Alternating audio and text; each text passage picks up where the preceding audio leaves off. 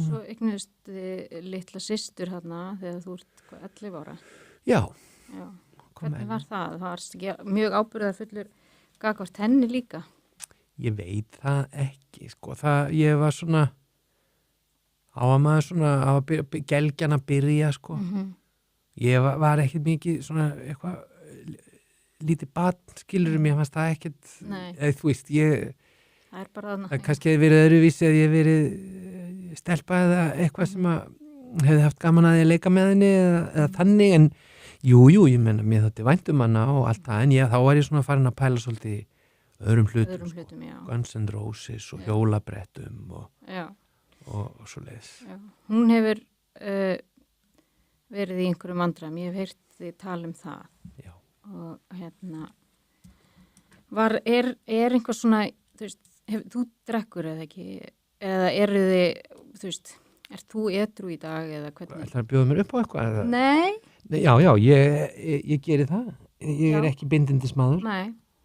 Er eitthvað svona, þú veist, að því þetta er oft tengt fjölskyldum, þetta er svona eins og í fjölskyldinu minni, þá er bara annar hver maður með vandamál, þú veist, með áfengi og það er bara báði megin í fjölskyldinu, sko. En hún... Nei, ég held að það er nú kannski erfitt að fullyrða það algjörlega, en það er svona, það er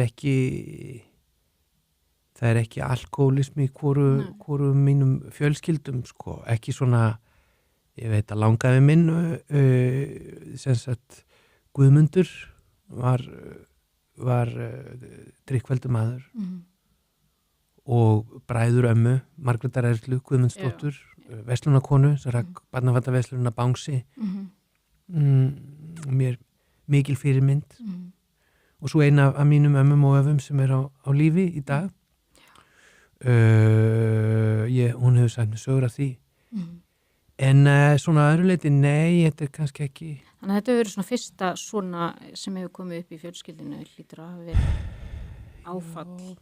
Já, eins og það er ábyggilega alltaf, sko. Já. Ég meina, hún er bara að takast á við sitt verkefni sem er að lifa með sínum fíknisjúkdómu og það auðvitað er bara barátta sem að gengur vel suma daga og verra aðra daga. Já. En já, það hefur aldrei fallið neitt skuggi á það. Mér þykir óskaplega vænt hana og elska hana og allt það, sko.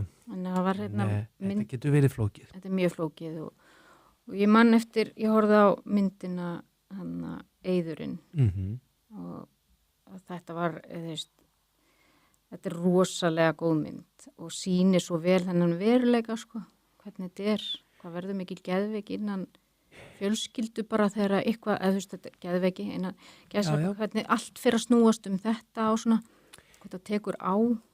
Já, þetta er sjúkdómur sem að leggst á fleiri en bara þann sem að er haldinn fíkninni og það er þetta að upplifa þetta magnleysi að geta ekki stíðinni og bjarga fólki eins mikið og mann langar til og það fær mann auðvitað til þess að þurfa að takast á við sína eigin stjórnsemi og bara hvernig maður er að lifa sínu eigin lífi og hvernig